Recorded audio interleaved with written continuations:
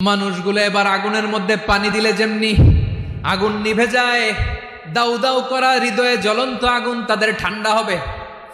কিয়ামতের ময়দানে ওই বিভীষিকাময় সময়ে মুসিবতের কালে মানুষগুলো পাগল হয়ে বিশ্বনবীকে খুঁজতে আরম্ভ করবে।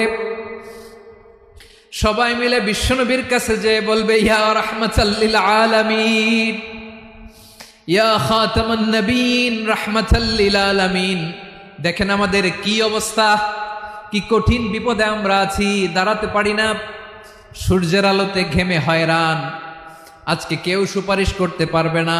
সব নবীরা অপারগতা স্বীকার করেছে, তারা বলেছে আপনি ছাড়া কেউ নাকি আল্লাহর সামনে দাঁড়াতে পারবেন না, আপনি একটু সুপারিশ করেন।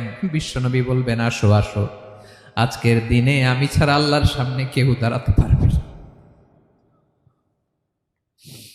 বিশ্বনবী মাকামে মাহমুদে যে আল্লাহু আকবার বলে সিজদায় লুটিয়ে পড়বেন।